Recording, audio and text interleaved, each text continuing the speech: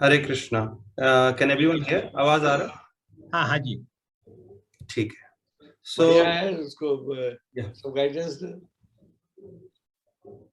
हाँ ठीक है। ज्ञानतिमिरन्धस्य ज्ञानाञ्जनशलाकया तेरा मन मोहन में करना है। तस्मै श्रीगुरवे नमः। नमः ओम विष्णुपदाय कृष्णपदाय श्रीमते भक्तिवेदांत स्वामिने नामिने। नमस्ते सरस्वती देवे गौरवाणी विशेष निवादि पश्चात्य देशतारिणे। वाञ्छाकल्पतरुभ्यश्च कृपा सिन्धुभ्येव च पतितानां पावनेभ्यो वैष्णवेभ्यो नमो नमः। जय श्री कृष्ण चैतन्य प्रभु नित्यानंद, श्री अद्वैत गदाधर श्रीवासुदेव गौर भक्तवृंद। हरे कृष्णा कृष्ण कृष्ण हरे हरे, हरे राम राम राम हरे हरे। ओम नमो भगवते वासुदेवाय। ओम नमो देवाय। Can we just mute everyone? हाँ बोले सर, क्या बताएंगे? Sumedha ji, let's mute everyone.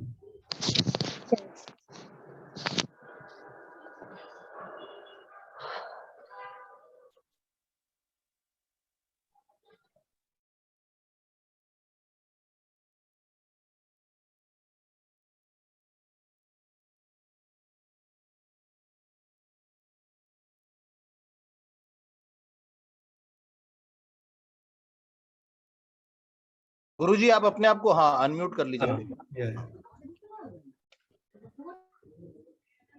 ठीक है। ओम नमो भगवते वासुदेवाय। ओम नमो भगवते वासुदेवाय। ओम नमो भगवते वासुदेवाय।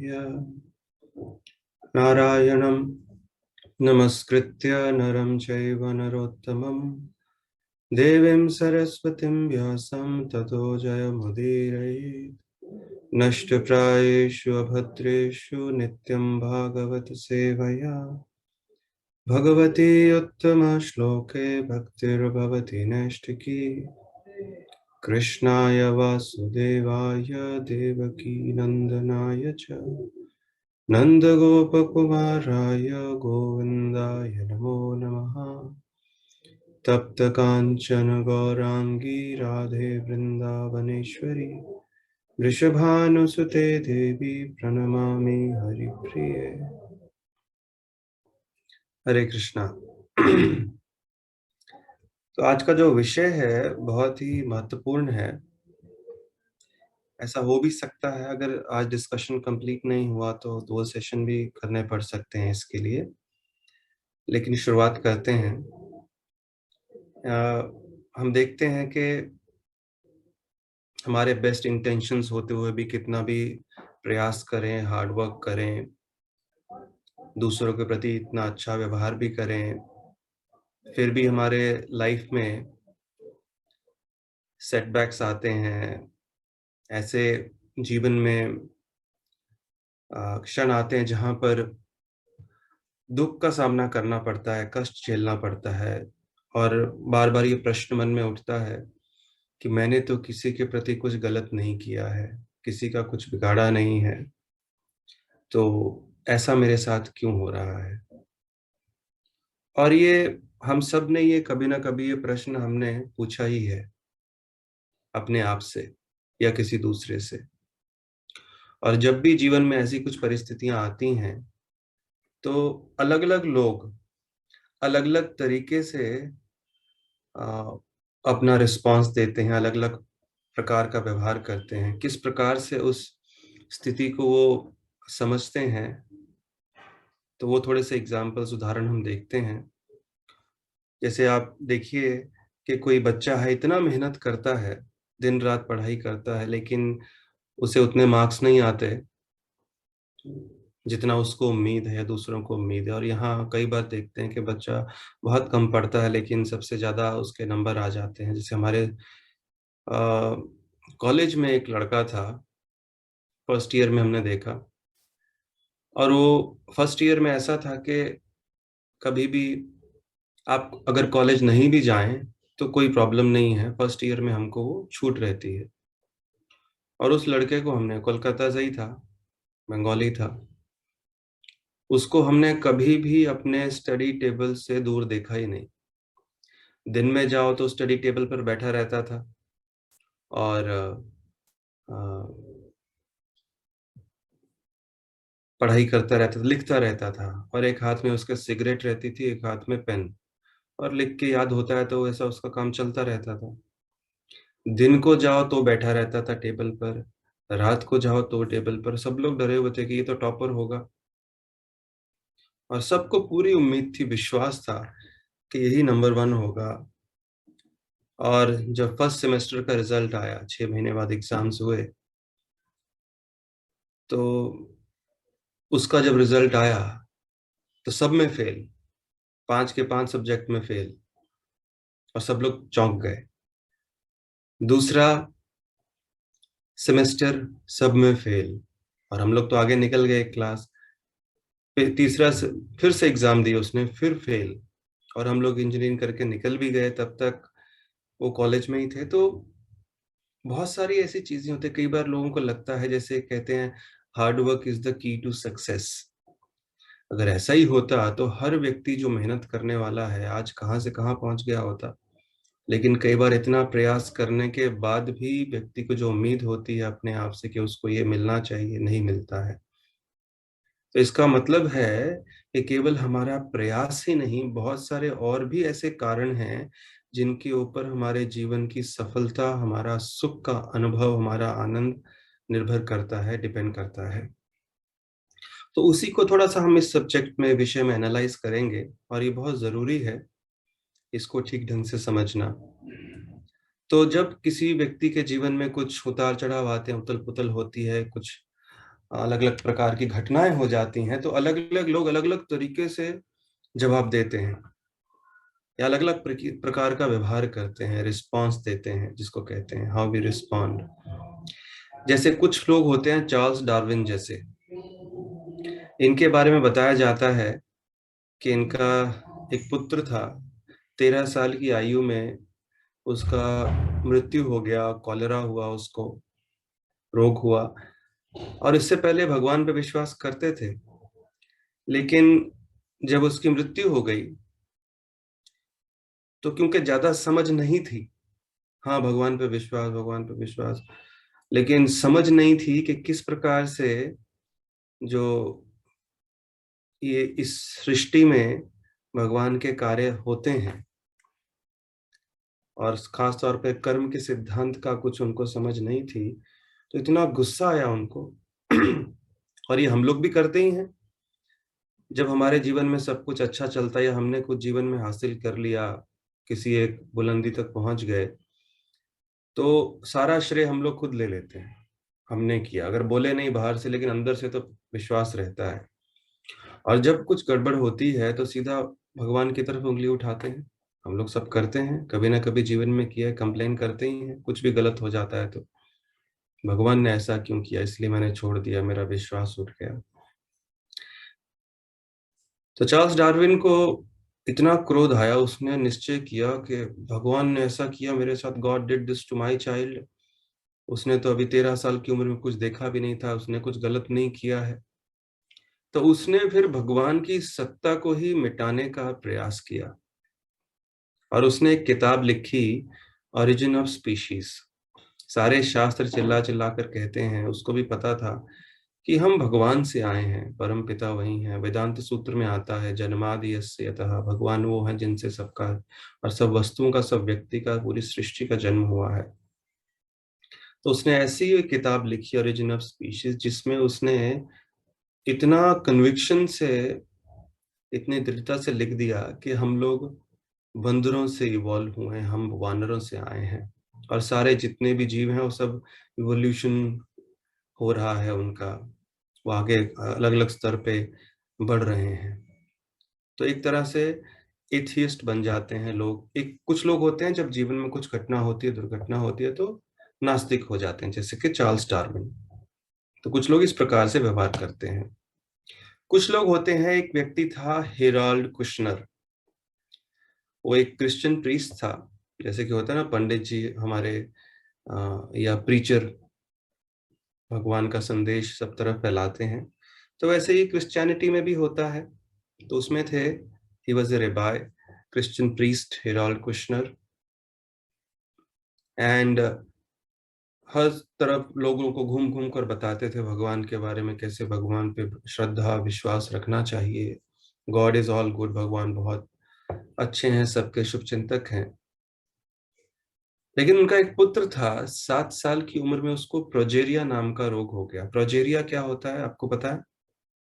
कि कम उम्र में ही व्यक्ति में बुढ़ापे के संकेत दिखने लगते हैं, चिन्ह दिखने लगते हैं, उसकी हड्डियां कमजोर हो जाती हैं, उसकी जो त्वचा है वो एकदम जैसा बुढ़ापा आ गया वैसा दिखने लगती है, दांत टूटने लगते हैं, बाल सफेद हो जाते हैं, और बहुत ही कम उम्र में व्यक्ति का मृत्यु हो जाता है। और ऐसा ही हुआ, 7 साल में उसको वो डिजीज हुआ, प्रोजेरिया, और 12 साल की उम्र में उसकी मृत्यु हो गई। तो इसको इतना गुस्सा आया। तो इसके लिए मैं हमेशा कहता हूँ कि भारत में भी बहुत है ये दिक्कत के भगवान भक्त, सब अपने आप को भक्त कहते हैं, हम भी धार्मिक हैं, लेकिन वो scientific rational understanding, philosophical understanding जो समझ होनी चाहिए वो लोगों को नहीं है। इसके लिए जो उथल पुथल होती है, कुछ भी गड़बड़ होता है जीवन में, उसकी समझ से, हम लोगों की समझ से वो बाहर निकल जाती है, तो फिर उसके कारण कंफ्यूजन पैदा हो जाता है।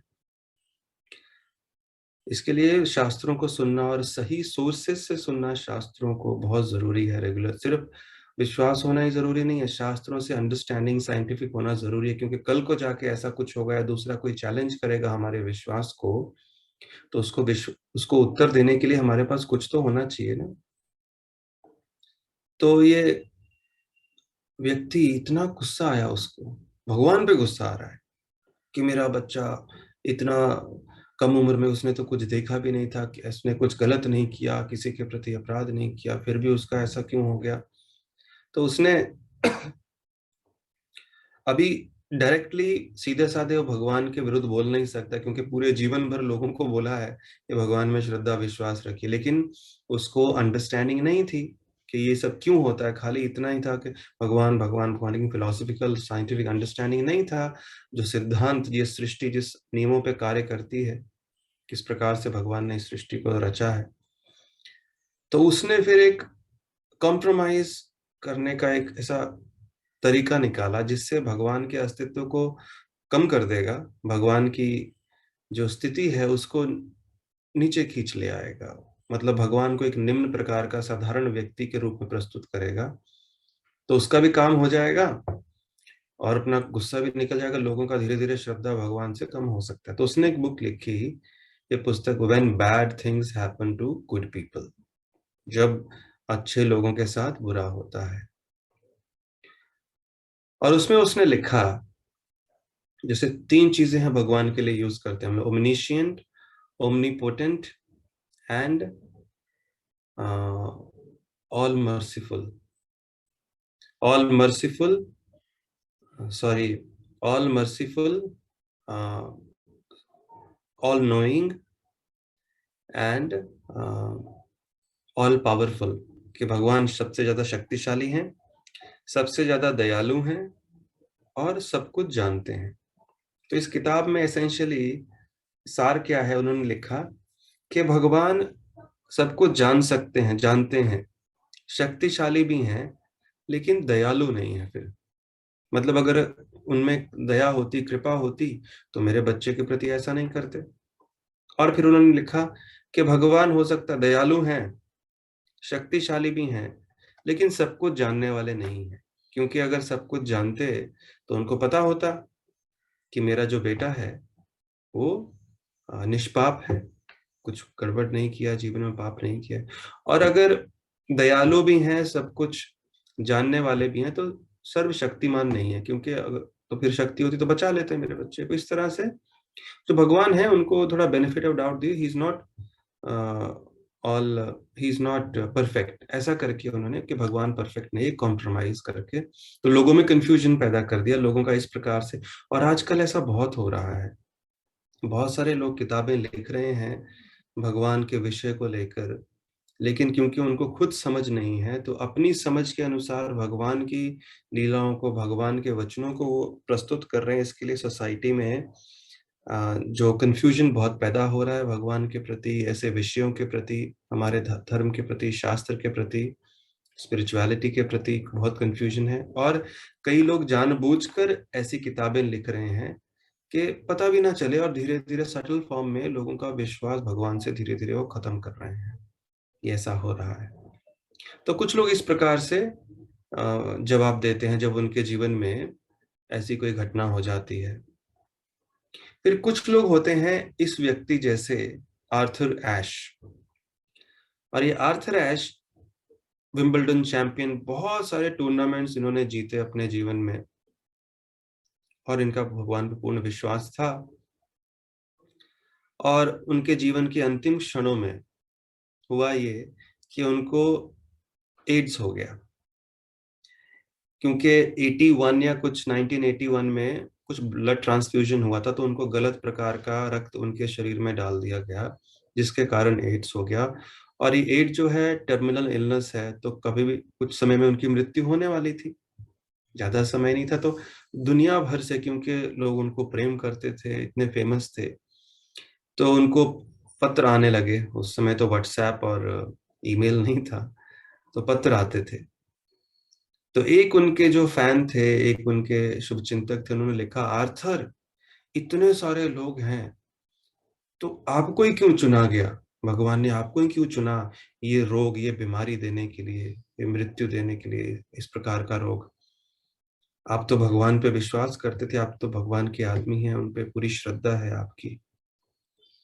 तो आर्थर एश ने जिस प्रकार से इस प्रश्न का उत्तर दिया, वो सब हमको, वो जो उत्तर है वो हमको ऐसा प्रिंट कर कर अपने, जहां भी हम रोज सबसे ज्यादा जिस चीज को देखते हैं वहां पे चिपका लेना चाहिए। क्योंकि अगर इस पोयम को हमने अपने जीवन में उतार लिया, इंग्लिश में लिखा है, मैं आपको हिंदी में बताऊंगा उसके बारे में, कि अगर इसको हम रोज इतना भी पढ़ लिया ना, तो जीवन में निराश नहीं होंगे। कभी भी कोई ऐसी घटना हो जाएगी जो हमें अच्छी नहीं लगती या जिसको दुर्घटना कहें, हमारे जीवन में कुछ उथल पुथल हो जाएगी, तो इसको अगर रोज रिपीट करेंगे, पढ़ेंगे, इसके सामने चिपका लेना चाहिए और ये बच्चों को भी यही सिखाना चाहिए। तो उन्होंने क्या रिप्लाई दिया जब आर्थर एश को पूछा गया कि भगवान ने आपको ही क्यों चुना इस इतने भयानक रोग के लिए? तो आर्थर एश ने लिखा कि 50 मिलियन, 50 मिलियन कितने हो जाते हैं? 5 crore. Am I right? 10 million is 1 crore. Yes. So 50 million लोगों ने, यानी कि 5 करोड़ लोगों ने टेनिस खेलना शुरू किया, आर्थर एश कहते हैं। उसमें से 50 लाख लोग सीख पाए टेनिस खेलना। उसमें से 5 लाख लोगों ने प्रोफेशनली टेनिस खेलना सीखा, मतलब थोड़ा एक्सपर्ट हो गए। उसमें से केवल 50,000 मेन सर्किट में आए जो टूर्नामेंट में खेल सकते हैं। उसमें से 5,000 ग्रैंड स्लैम जो एक होता है उसमें पहुंचे, मतलब और अंदर का सर्कल टेनिस में। उसमें से 50 पहुंचे विंबलडन में, और 50 में से 4 ही पहुंचे सेमीफाइनल में, और 4 में से 2 पहुंचे फाइनल में, और वो 2 में से 1 ही जीता जिसने वो ट्रॉफी अपने हाथ में उठाई। तो आर्थर एश ने कहा, मैंने जब वो ट्रॉफी अपने हाथ में उठाई, और मैंने कितनी बार उठाई अपने जीवन में, उस समय मैंने भगवान से ये नहीं पूछा कि मुझे ही क्यों चुन रहे हैं आप जिताने के लिए। तो अभी मैं क्यों पूछूं भगवान से, जब ऐसा एक रोग मेरे जीवन में आ गया है, जीवन का अंत निकट है, तो इस समय में मेरे पास क्या हक है भगवान को पूछने का कि केवल मुझे क्यों चुना? कि जब भगवान ने इतना अच्छा दिया मुझे, सफलता देते रहे। उस समय मैंने नहीं पूछा भगवान को व्हाई ओनली मी, तो इस पोएम का नाम ही है व्हाई मी। तो अभी मेरे पास बताइए किस बल पर मैं पूछूं भगवान से कि व्हाई ओनली मी, मैं ही क्यों। फिर आगे उन्होंने कहा, so now when I am in pen how can I ask God why मी। अब जब मैं पीड़ा हो रही है तो मैं ऐसे भगवान से कैसे पूछ सकता हूं कि भगवान मुझे ही क्यों चुना। फिर आगे उन्होंने कहा, हैप्पीनेस कीप्स यू स्वीट। हाँ, तो जो जीवन में सुख के पल आते हैं वो आपके जीवन में मिठास लेकर आते हैं। ट्रायल्स कीप यू स्ट्रांग, और जीवन में कुछ ऐसा आ, कठिन परिस्थितियां आ जाए तो हमको शक्तिशाली बनाती हैं, हमको शक्ति प्रदान करती हैं। दुख आते हैं तो हमको मनुष्य बना के रखते हैं। कम से कम जब व्यक्ति के मन जीवन में दुख आते हैं ना, तो असल में मनुष्य जैसा बिहेवियर करता है, हम्बल हो जाता है, विनम्र हो जाता है, सबसे अच्छे से बात करेगा। Failures keep you humble, success keeps you glowing, but only faith keeps you going. केवल श्रद्धा ही है जो आपको जीवन में आगे बढ़ने में सहायता करता है। Sometimes you are not satisfied with your life, while many people in this world are dreaming of living your life। बोलते हैं आप कई बार अपने जीवन से खुश नहीं है, लेकिन ऐसे करोड़ों और लोग हैं जो आपके जैसा जीवन जीने के लिए तरस रहे हैं, और आप कंप्लेन करते रहते हैं। सब कुछ है आपके पास, फिर भी आप कंप्लेन कर रहे हैं। और यहाँ करोड़ों लोग हैं जिनको खाने को नहीं मिलता, दिन में 2 बार 1 बार, रहने के लिए सोने के लिए एक छत नहीं है, बीमार हो जाए तो उसके लिए दवाइयां नहीं है, कोई देखभाल करने के लिए नहीं है। A child on a farm sees a plane fly overhead, dreams of flying, while a pilot on the plane sees the farmhouse and dreams of returning home। देखो दुनिया के हर कुछ कितना रिलेटिव है। जो व्यक्ति शहर में रहते हैं वो सोचते हैं चलो पहाड़ों में जाके एक जगह वहां पे एक फार्म हाउस बनाएं, घर में रहें। जो वहां रहता है वो सोचता है कि चलो शहर में जाएं। कोई अपनी परिस्थिति में खुश नहीं है, यही जीवन है। Enjoy yours, that is life. Enjoy yours. If wealth is the secret to happiness, then the rich should be dancing on the streets, but only poor kids do that। कि अगर धन से, वेल्थ से अगर किसी को खुशी मिलती तो सारे जितने भी जिनके लोगों के पास धन है वो तो सड़कों में नाचते रहते हैं, लेकिन वो नाचते हुए दिखते नहीं, वो चिंता में ज्यादा दिखते हैं, भागदौड़ में ज्यादा दिखते हैं। लेकिन जो गरीब हैं उनको नाचते हुए आप देखते हैं, खुशी में।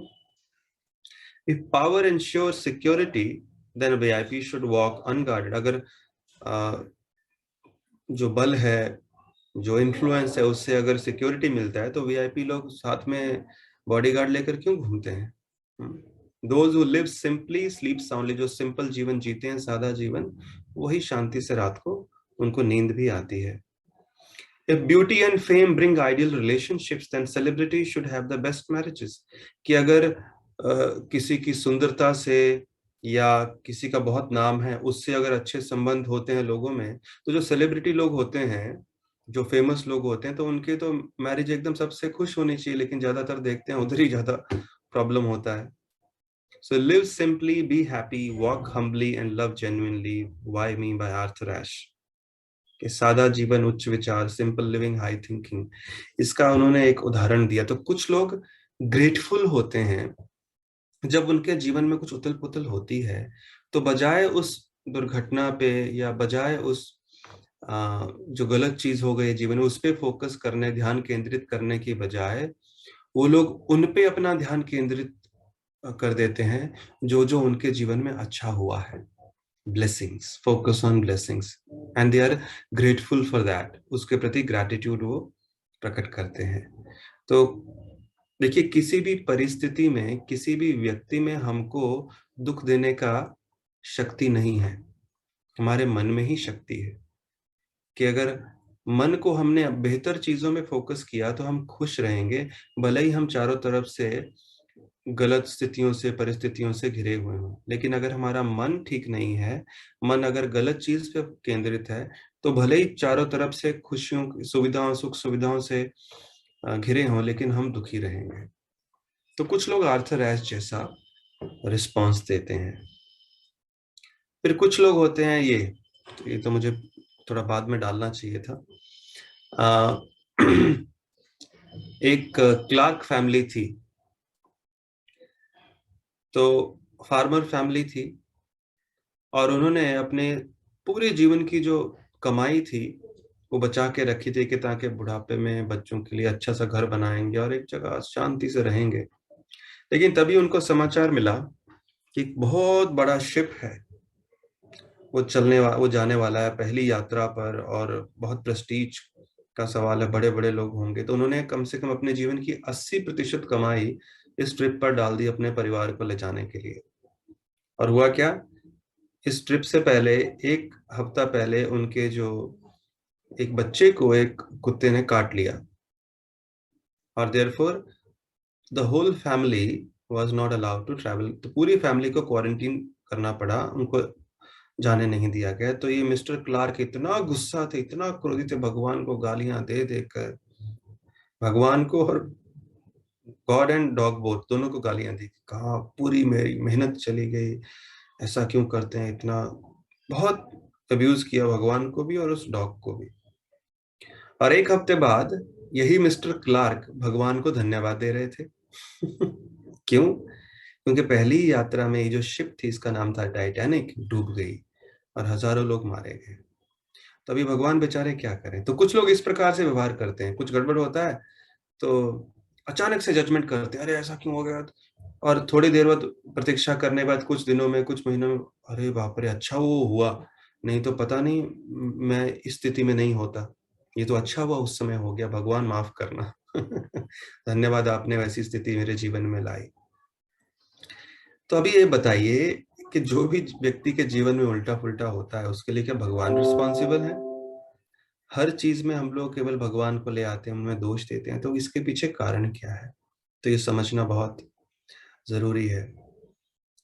तो ये अभी तक का हमने जो टॉपिक्स डिस्कस किए हैं, search for happiness, does God exist, who am I, one God और मेनी गॉड्स, एंड भगवान कौन है। तो पांचवा है why am I here, who am I, where am I, and sixth जो प्रैक्टिकल एप्लीकेशन आएगा। तो भगवत गीता में 5 विषयों पर चर्चा की गई है, ईश्वर, जीव, प्रकृति, काल, कर्म। तो ईश्वर पे हम लोग सेकंड सेशन पे डिस्कशन कर चुके हैं, जीव, स्पिरिट सोल तीसरा सेशन था, प्रकृति, काल और कर्म वो आज के विषय में इसकी चर्चा होगी। तो कितना कर पाते हैं let's see, but will go slow, and इसको समझना बहुत जरूरी है। तो सबसे पहले हमने जो तीसरा सेशन था उसमें हमने डिस्कशन किया था कि हम शरीर नहीं आत्मा है, we are not the body, we are spiritual beings, we are spirit souls. ये हमारा असली अस्तित्व। शरीर तो 10 साल पहले कैसा था, 10 साल बाद कैसा होगा, हम देख रहे हैं ये चेंजेस होते हुए, और एक दिन फाइनल चेंज होगा जिसको मृत्यु कहा जाता है, और फिर हम दूसरे शरीर में चले जाते हैं। तो जीव है जो इस जगत का निवासी है ही नहीं। Since we are spiritual, we belong to the spiritual world. तो हम कहाँ से आए हैं पहले वो समझना। तो कर्म के सिद्धांत को समझने से पहले प्रकृति और काल को समझना बहुत जरूरी है, कि भगवान की सृष्टि, तब जाके कर्म के सिद्ध। किसी के जीवन में कुछ भी हो जाए तो कर्म है उसका, लेकिन उसकी इंट्रिकेसी को समझना, क्यों किसी व्यक्ति के ऊपर कर्म का सिद्धांत लागू होता है, कैसे कैसे होता है, इसका जो पूरी फिलॉसफी को समझना बहुत जरूरी है। तो हम कौन है, कहाँ से आए हैं, पहले वो समझना जरूरी है। वो समझेंगे तब समझ में आएगा कि क्यों हमको सुख की कामना करते हुए भी, सुख के लिए हम प्रयास करते, मेहनत करते, लेकिन फिर भी दुख क्यों आते हैं जीवन में। कोई व्यक्ति ऐसा नहीं है जो दुख के लिए भगवान से प्रार्थना करता है, असफलता के लिए प्रार्थना करता है, कुछ गलत परिस्थितियों के लिए प्रार्थना करता है, लेकिन फिर भी उसके जीवन में वो आती हैं। तो इसके लिए प्रकृति और काल को समझना जरूरी है। हम कौन है, कहाँ से आए हैं, कहाँ थे, कहाँ के निवासी हैं, कहाँ आ गए हैं। तो ये जो एक चित्र है आपकी स्क्रीन पर दिख रहा है, ये श्रीमद् भागवत से पूरे क्रिएशन, जो सृष्टि है भगवान की, उसका चित्र है। एंड तो सबसे ऊपर देखिए जो एक कमल के शेप में है, ये गोलोक वृंदावन है, जहाँ पे राधा और कृष्ण उनका लोक है। फिर उसके नीचे अलग अलग, जहाँ पे ये बहुत सारे आपको दिख रहे हैं प्लैनेट्स, और बीच में लक्ष्मी नारायण, ये वैकुंठ हिस्सा है, वैकुंठ जिसको कहते हैं। तो वैकुंठ के ऊपर अयोध्या आता है, द्वारका है, मथुरा है, और फिर गोलोक वृंदावन। तो वो जो स्थान यहाँ पर है वो असल में वहां से भगवान ने उतारे हैं, उनका असली अस्तित्व वहां पर है। फिर वैकुंठ के नीचे आता है, आप देखिए, एक कैलाश पर्वत, जहाँ पे ओरिजिनल सदाशिव, जिनका इस रूप इस जगत में रुद्र जिनके नाम से जानते हैं, वो है। उसके नीचे ब्रह्म ज्योति। फिर आता है एक जहाँ पे महाविष्णु लेटे हुए हैं, उनके शरीर से सब ब्रह्मांड निकल रहे हैं, और एक ब्रह्मांड पे, यूनिवर्स पे हमने जरा जूम इन किया हुआ है। तो हम कौन है? Spiritual world, Vaikuntha. कुंठ का अर्थ होता है दुख, तो वैकुंठ वो स्थान जहाँ पे दुख नहीं है, तो वहां से हम आए हैं, हम स्पिरिचुअल हैं to the world of matter. इसके लिए इसको भौतिक या मटेरियल वर्ल्ड कहा जाता है। ज्यादा डिटेल में नहीं जाऊंगा इधर में, थोड़ा सा आपको और क्लोज दर्शन करवा देता हूँ इसका, इसको फिर कभी डिस्कशन कर सकते हैं। तो जो हम हैं, जीवात्मा है, स्पिरिचुअल वर्ल्ड से मटेरियल वर्ल्ड में हम आ चुके हैं। और क्यों आता है कोई व्यक्ति मटेरियल वर्ल्ड में अगर हम यहाँ के निवासी नहीं हैं, या अगर हमारा असली घर नहीं है? इसके लिए कहते हैं ना, मनुष्य जीवन इतना दुर्लभ है, ये दिया गया है, ये जन्म मृत्यु के चक्कर को समाप्त करने के लिए, ताकि अपने असली घर जा सके। और कोई बोले नहीं, मैं सब ये चीजों मेरे को कोई लेना देना नहीं, लेकिन मृत्यु तो सबको आती है, तो हमने देखा है, हमको भी आएगी, और कहीं ना कहीं तो आत्मा जाती है ना। 13 दिन हम लोग क्या करते हैं, किसी की मृत्यु होती है, अरे आत्मा कहाँ गई, कहाँ गई, पूछते रहते हैं। तो कहीं ना कहीं तो जाना है, तो क्यों ना ऐसे स्थान की इच्छा की जाए जहाँ पे कोई कुंठ नहीं है। वो है भगवान का जगत, और वहां पे असंख्य लोग हैं, वहां भी सिविलाइजेशन है, करोड़ों अरबों लोग वहां रहते हैं, और वहां पे कोई दुख नहीं है, ना कोई बूढ़ा होता है, ना किसी की मृत्यु होती है। तो ये जो मटेरियल वर्ल्ड है, यहाँ पे आत्मा आ जाती है। क्यों आती है उसके ऊपर भी चर्चा करते हैं, क्यों हमको आना पड़ता है। कई बार हम पूछते हैं ना, अरे मटेरियल, ये जगत भगवान ने बनाया है क्यों इतना, जब बहुत दुखी हो जाते हैं हम लोग। तो उत्तर ये है कि हमने भगवान को फोर्स किया है इसको बनाने के लिए। तो मटेरियल वर्ल्ड से, स्पिरिचुअल वर्ल्ड से हम लोग मटेरियल वर्ल्ड में आ गए हैं। तो ये जगत जो है, ये है ही कुंठ, इसको कहा जाता है। तो अगर कोई व्यक्ति सोच रहा है, हाँ कब वो दिन आएगा जब उसके बाद मेरा जीवन एकदम सुखी रहेगा, and I will live happily happily ever after, वो कभी नहीं होगा, क्योंकि हम लोग मटेरियल वर्ल्ड में है, जहाँ पे ये, जिसको भगवान ने गीता में दुखालयम भी कहा है। तो वैसा एक परफेक्ट सिचुएशन की कामना छोड़ देनी चाहिए। तो क्यों आता है कोई भी जीव यहाँ पर? जब कोई व्यक्ति भगवान के बनाए नियमों के विरुद्ध कार्य करता है, जब उसकी ऐसी बुद्धि हो जाती है, तो उसको मटेरियल वर्ल्ड या कोई भगवान से विमुख जीवन जीना चाहता है, ऐसी इच्छा होती है मैं अपना जीवन जीऊंगा, भगवान से अलग होकर जीवन जीना चाहता है, तो वैसी जब इच्छा कोई व्यक्ति करता है, उस जीव को मटेरियल वर्ल्ड में भेज दिया जाता है। क्योंकि स्पिरिचुअल वर्ल्ड में तो है, तो फिर भगवान के साथ ही रहना पड़ेगा, उनके सेवा में रहना पड़ेगा। लेकिन कोई व्यक्ति की इच्छा होती है, क्योंकि फ्री विल सबके पास है, हाँ, स्वेच्छा से जब कोई व्यक्ति सोचता है कि मेरे को तो अपने हिसाब से, तो उसको कहते हैं माया। हर कोई इच्छा जो भगवान से विपरीत है या भगवान से विमुख है, उसको माया कहते हैं। और माया जो हमको दूर रखती है, तो उसको फिर माया जगत में जीव को भेज दिया जाता है। और जब, क्योंकि हम लोग स्पिरिचुअल वर्ल्ड से, हमारा शरीर आध्यात्मिक है, लेकिन मटेरियल वर्ल्ड में आए तो वैसा शरीर उस एनवायरनमेंट में, उस वातावरण में टिकने के लिए देना पड़ता है। जैसे अगर हम लोग मान लीजिए इंडिया में है, इंडिया में मान लीजिए गर्मी चल रही है, तो एक अलग प्रकार के वस्त्र हम लोग पहनते हैं। और मान लीजिए चले गए लंदन, तो लंदन में मान लीजिए सर्दी पड़ रही है, तो वहां पर वातावरण अलग है, तो वहां पे जीने के लिए अलग प्रकार के वस्त्र हमको पहनने पड़ेंगे। उसी तरह शरीर को वस्त्र की तुलना दी गई है गीता में। तो जिस एनवायरनमेंट में, जिस वातावरण में जीव जाता है, उसको वैसा शरीर दे दिया जाता है। जैसे कि किसी जीव को जब पानी में भेजते हैं, तो उसको मछली जैसा शरीर दिया जाता है। तो अलग अलग प्रकार के 84 लाख जो योनियां हैं। तो क्योंकि हम लोग आध्यात्मिक जगत से भौतिक जगत में आए, तो भौतिक शरीर हमको देना पड़ता है इस एनवायरनमेंट में सरवाइव करने के लिए। तो ये देखिए, ये पिक्चर क्लियरली बता रहा है, जब कोई जीव स्वेच्छा से भगवान से विमुख रहना चाहता है, अपना अपने हिसाब से जीवन जीना चाहता है, भगवान की कोई आवश्यकता नहीं, जब तक ये भावना हमारे मन में रहेगी, तब तक हम लोग दुखालय में फंसे रहेंगे। तो ये शरीर दे दिया जाता है, और जो आत्मा है व्यक्ति के शरीर के हृदय में निवास करती है। तो इस तरह से समझिए कि कोई व्यक्ति है, उसके पास मान लीजिए एक मर्सिडीज है, बैठा है, एसी चल रहा है, म्यूजिक चल रहा है, अच्छा खासा बैठने के लिए कंफर्टेबल सुख सुविधा है, ड्राइवर है। तो ड्राइवर उनको घुमा रहा है अपने बॉस को, और ड्राइवर बोलता है कि मेरे को आपकी सेवा नहीं करनी है, अभी मेरे को आपसे कोई संबंध नहीं चाहिए, मैं अलग से रहूंगा। तो फिर क्या होता है, तो बॉस बोलेंगे ठीक है भाई, अलग से जीना है तो जाओ।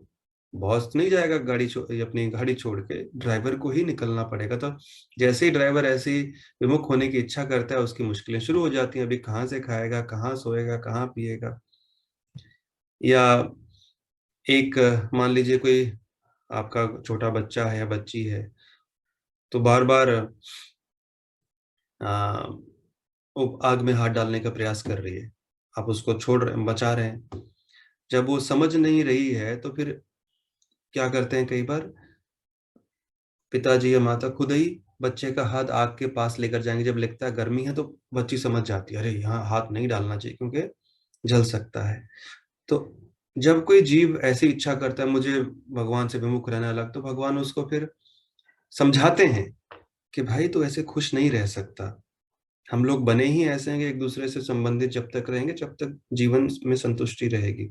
लेकिन व्यक्ति सोचता है, जब नहीं समझता है, तो जीव को फिर अनुभव कराने के लिए कि ठीक है तो जाओ तुम अनुभव कर, तुमको मेरे से अलग रहना तो मटेरियल वर्ल्ड में जाके आइए। तो फिर ऐसा अनुभव कराने के लिए जीव को यहाँ पे आना पड़ता है, और फिर उसके लिए भगवान एक अलग प्लेग्राउंड बनाते हैं, चलो वहां जाके अपनी इच्छा पूर्ति कर लो। और वहां पे लेकिन फिर सफरिंग्स भी हैं, क्योंकि मटेरियल वर्ल्ड मीन्स बिगिनिंग भी होगा हर चीज का और एंड भी होगा। स्पिरिचुअल वर्ल्ड में ना बिगिनिंग है ना एंड है। और जब चीज का बिगिनिंग होता है और उसका एंड होता है तो बहुत दुख भी होता है हमको। इस जगत में इतनी सफरिंग क्यों है, दुख क्यों है, कष्ट क्यों है, बनाया क्यों है?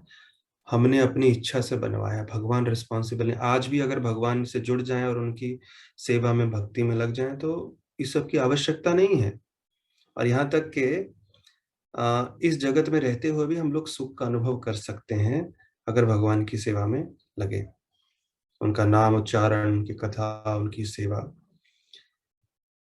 सो हमारे ही इच्छा पूर्ति के लिए भगवान को ये भौतिक जगत बनाना पड़ता है, क्योंकि हम उनसे अलग रहना चाहते। चलो जैसे कि माता पिता हैं, सब मिलजुल के रह रहे हैं बच्चों से, कल को बच्चा बोले मुझे अलग रहना है, तो बच्चों तो ना चाहते हुए माता पिता को चलो तुमको एक अपार्टमेंट लेके देते हैं।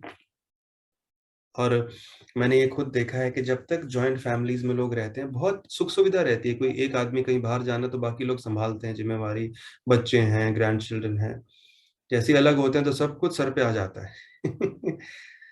तो कभी भी जिस प्रकार से हम अपने माता पिता से विमुख होके बुरी तरह से सुखी नहीं रह सकते, उसी तरह होते हैं हम लोग अपने अलग अलग। जैसे एक बच्ची है, माँ को देखती है खाना बनाते हुए, रूठ जाती है, मैं अपना किचन सेट लूंगी, अपना खाना बनाऊंगी, लेकिन जब दोपहर को भूख लगती है तो माँ के पास ही भागे आना पड़ता है। तो उसी तरह से जो हम हैं, कितना भी ऐश्वर्य अर्जित कर लें, जमा कर लें जीवन में, लेकिन फिर जो आत्मा की जो नीड है, जो आवश्यकता, जो जरूरत है, प्रेम, करुणा, ये सब जब जब इसका अभाव हमारे जीवन में होता है तो हमको कहीं ना कहीं भागना पड़ता है। वस्तु में ढूंढते हैं, व्यक्ति में ढूंढते हैं, लेकिन जब तक भगवान की तरफ नहीं मुड़ते तब तक वो जो अभाव है वो बना रहता है, एक वैक्यूम जो है बना रहता है।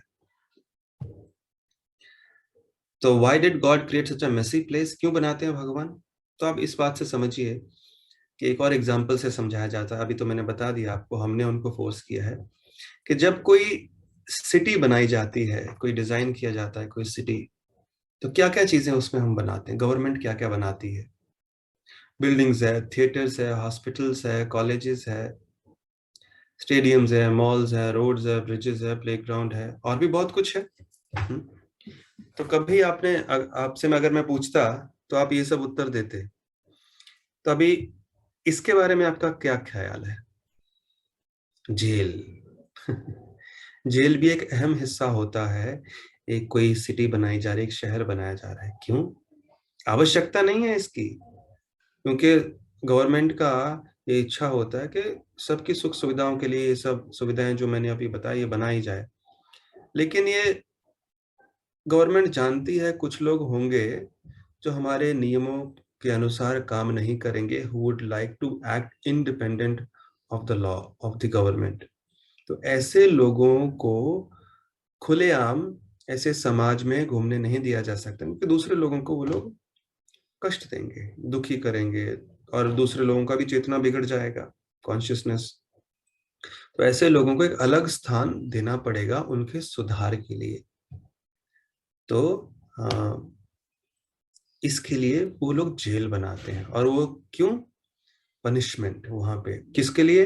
ताकि उनकी जो सोच है वो सुधर जाए, वो ठीक हो जाए। इसके लिए हमारी जो गलत चेतना, गलत स्वभाव हो जाता है, to live a life independent of God, कि हम भगवान से अलग रहेंगे, ये सब इस सोच को सुधारने के लिए ये भौतिक जगत भगवान ने बनाया है। और जब जेल में कोई व्यक्ति को रखते हैं तो उसमें पनिशमेंट दी जाती है। पनिशमेंट किस लिए होती है? ताकि हम लोग we are back to our senses, तो कि वी लर्न आवर लेसन कि बाबा ऐसा कहाँ फंस गया, ऐसा कोई जगह है जहाँ पे ये कष्ट से नहीं गुजरना पड़े। तो जब ऐसी सोच व्यक्ति के मन में आने लगती है तब फिर उसकी मुक्ति के सारे द्वार खुल जाते हैं।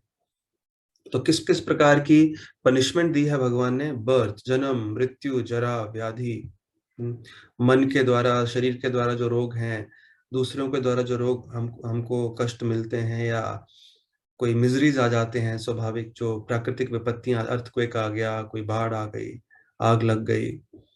तो ये सब प्रकार के पनिशमेंट्स हैं इसके लिए, ताकि हम लोग सुधरें। बाबा ऐसा कोई जगह है जहाँ पे ये सब ना हो। हाँ, वो आध्यात्मिक जगत है। जब कोई ऐसा व्यक्ति सोचने लगता है तो भगवान जो परमात्मा के रूप में हमारे हृदय में बैठे हैं, तो फिर हमको गाइड करने लगते हैं। हाँ, ऐसा जगह है, चलो एक इधर जाओ, ये गीता क्लास अटेंड करो, ये गुरु की शरण लो, आगे बढ़ो, भक्ति करो, ताकि इस सब से छूटा जा सके।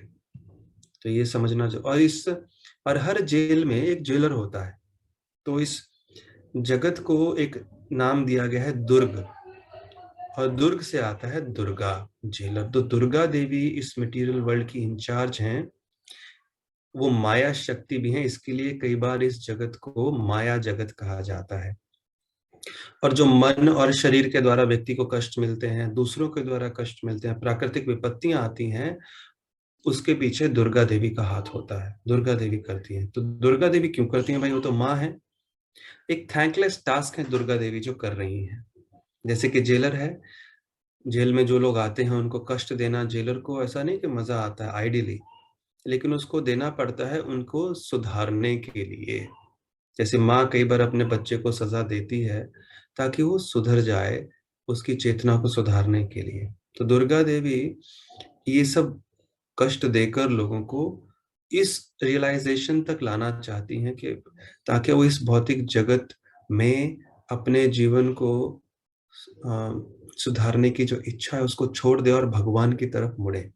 और जब दुर्गा देवी देखती हैं कि कोई व्यक्ति हाँ अभी भगवान की सेवा की तरफ मुड़ रहा है, उसका मन हो रहा है, लग गया है, तो दुर्गा देवी उसको ये सब कष्ट देना छोड़ देती हैं, फिर वो दूसरे को पकड़ लेती हैं। जो व्यक्ति भगवान के विमुख है उसी को मन और शरीर और दूसरे लोगों द्वारा जो कष्ट है उसका अनुभव होता है। जो लोग भगवान की सेवा में लगे हैं उनको इनका भले ही आए लोग दुख देने का प्रयास करें, लेकिन इन अनुभवों से वो पूरी तरह सुरक्षित रहता है। तो दुर्गा देवी ये सब विपत्तियां हमारे जीवन में लाती हैं। क्यों? क्योंकि भगवान की तरफ से हमारा मन हटा हुआ है, विमुख है। जैसे कि एक जेलर, लेकिन जेलर जब देखता है कि उनका जो एक कैदी है अभी वो सुधर गया है और गवर्नमेंट के जो नियम है उनको एक आइडियल सिटीजन बनने को तैयार हो गया है, तो जेलर उसको छोड़ के वो दूसरे को पकड़ता है सुधारने के लिए। और अगर कोई व्यक्ति सुधरने लगता है तो उसकी हो सकता है 5 साल की सजा 3 साल कम होकर 2 साल में उसको छोड़ दिया जाए। इसी तरह से हमारे कर्म बहुत हैं, हमको कुछ पता नहीं है कितना स्टॉक हम लोग लेकर आए हैं, लेकिन जैसे ही सुधरे हम लोग, जैसे ही भगवान की तरफ मुड़ना शुरू करते हैं, कृष्ण की शरण लेना शुरू करते हैं, उनका नाम, उनकी सेवा, उनकी कथा, क्योंकि भक्ति के 9 प्रकार हैं, श्रवण, कीर्तन, स्मरण, उनकी स्तुति किसी भी प्रकार से जब करने लगते हैं, घर में उनका विग्रह है उसकी सेवा अलग अलग तरीके से, या भागवत से सुनना, गीता पढ़ना, उनका नाम जप करना, तो फिर मतलब जो जेलर का जो काम है वो हो गया, सुधर गए। तो फिर इसीलिए अगर आपको कभी आपका मन या शरीर दुख दे रहा है या दूसरे लोग दुख दे रहे हैं, प्राकृतिक विपत्तियां जीवन में आ रही हैं, तो इधर उधर भागने की जरूरत नहीं है, चिंता करने की जरूरत नहीं है। भगवान की तरफ मुड़िए, दुर्गा देवी अपने आप वो कम कर देंगी। वो कर्म अपने आप कम हो जाते हैं, सजा कम हो जाती है, दुख कम हो जाते हैं, और बहुत जल्दी फिर 5 साल की सजा मतलब 2 साल में ही छूट सकते हैं। तो कष्टों से दूर होने का तरीका है भगवान की तरफ मुड़ना, क्योंकि रूट कॉज समझना जरूरी है, क्यों आ रहे हैं लोग या कोई स्थिति रिस्पॉन्सिबल नहीं है, हम लोग खुद रिस्पॉन्सिबल हैं। जब अपने आप को सुधार लेंगे, जैसे कि कोई व्यक्ति अपने आप को सुधार लेता है, तो गवर्नमेंट उसको सजा नहीं देती है, उसको छोड़ दिया जाता है, जल्दी छोड़ दिया जाता है। सो इसके बाद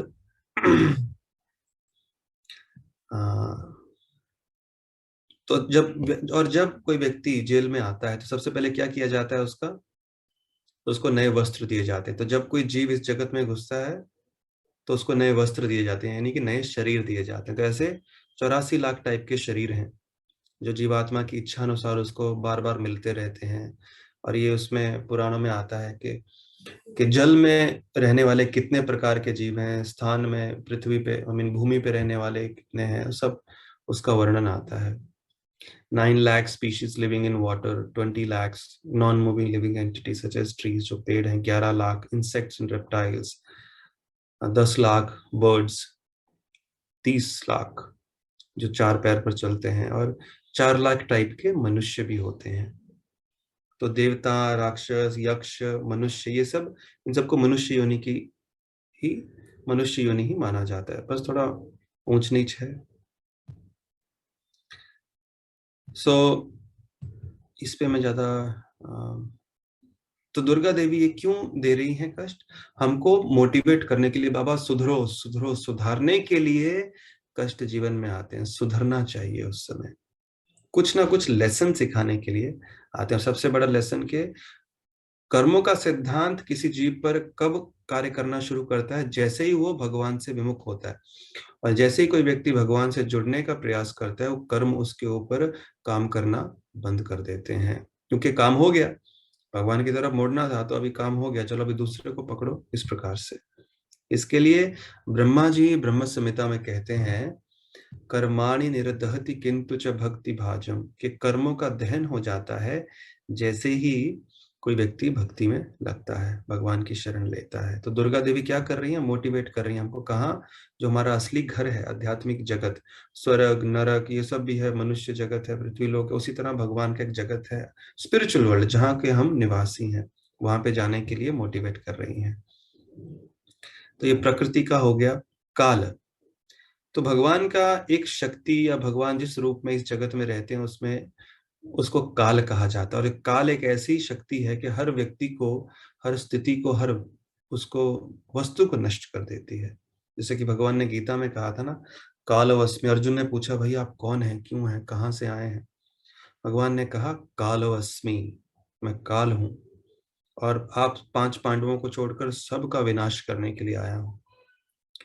तो काल जो है ये इस यूनिवर्स को 2 टाइम साइकिल में बांट देता है। एक तो यूनिवर्सल साइकिल है कि उसमें 4 युग आते हैं, सत्ययुग, त्रेता युग, द्वापर युग, कलयुग। तो अभी चल रहा है कलयुग, इसकी ड्यूरेशन है 4,32,000 साल, उसमें से केवल 5,000 साल ही बीते हैं। द्वापर युग उससे ऑलमोस्ट डबल था, 8,64,000, त्रेता 12,96,000, सतयुग 17,28,000 साल। तो इस तरह से 4 युगों में डिवाइड कर दिया यूनिवर्स को काल ने। और समय के साथ पतन होता जाता है वैल्यूज का, सिस्टम्स का। कलयुग सबसे बदतर माना गया है उसमें। और हमारी जीवन को भी काल 6 डिविजन्स में बांट दिया है, 6 हिस्सों में बांट दिया है। बर्थ, ग्रोथ, बड़ा होता है शरीर जन्म के बाद, फिर मेंटेनेंस, थोड़ा देर टिकता है, फिर बाय प्रोडक्ट्स, फिर ड्विंडल, बुढ़ापा एंड मृत्यु। तो काल देखिए हमारे जीवन को भी कैसे 6 हिस्सों में बांट दिया है। So time cycle, birth, growth, maintain, produce, dwindle and die. तो क्यों बांटता है ये? क्योंकि लॉ ऑफ कर्म के अधीन हम लोग हैं, कर्म के सिद्धांत के अधीन हम लोग हैं। तो ये लॉ ऑफ कर्म है क्या, इसको समझना जरूरी है। I think Sumedha ji, we can stop here because I have to take another session for this, क्योंकि अभी ये शुरू किया, खत्म नहीं हो पाएगा 5 मिनट में। Can we continue the session next week if that is okay? Guruji कोई दिक्कत नहीं है, कर सकते हैं अपने। हाँ, बिकॉज इसको थोड़ा और डिटेल में समझाना जरूरी है। कोई अभी तक हमने जो डिस्कशन किया प्रकृति के ऊपर कि हम कौन हैं, भौतिक प्रकृति में आए हैं आध्यात्मिक प्रकृति से, और जब आए हैं तो इसको एक जेल की तुलना भी की। तो जेल में डोंट एक्सपेक्ट कि आपका फेरी टेल लाइफ होगा, कि हाँ यहाँ पे दुखालय है, इसको दुर्ग कहा गया है।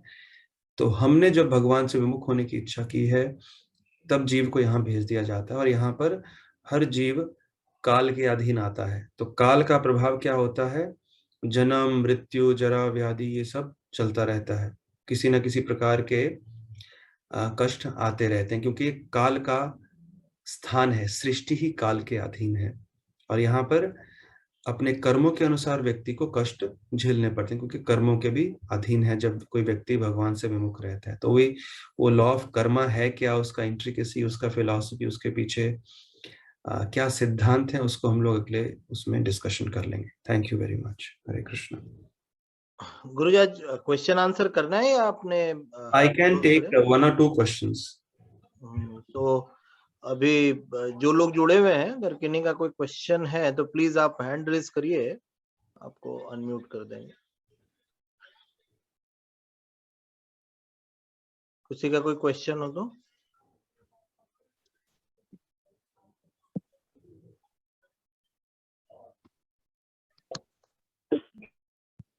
किसी का कोई क्वेश्चन है, प्रश्न है? Otherwise we can end I think.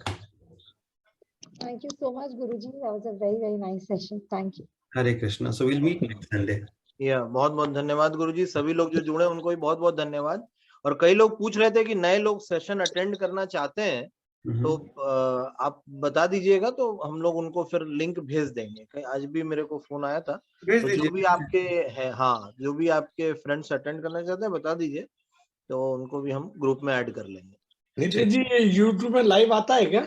नहीं, लाइव नहीं अंकल, ये रिकॉर्डिंग वाला जो है वो फिर अपने शेयर कर बाद में आ जाता है। वो तो मैं देखता हूँ, इसे बीच में जो छूट गया वही देखा। हाँ, नहीं। ठीक है। हाँ, लिंक अपने अभी तक का, आज ये 5वां सेशन था, तो लिंक अपने सारे सेशंस का है अवेलेबल। अच्छा, एक ही रहेगा लिंक ना? नहीं, अलग अलग है अंकल, अलग है। अच्छा। ओके, चलिए सभी को एकल प्रणाम, बहुत बहुत धन्यवाद।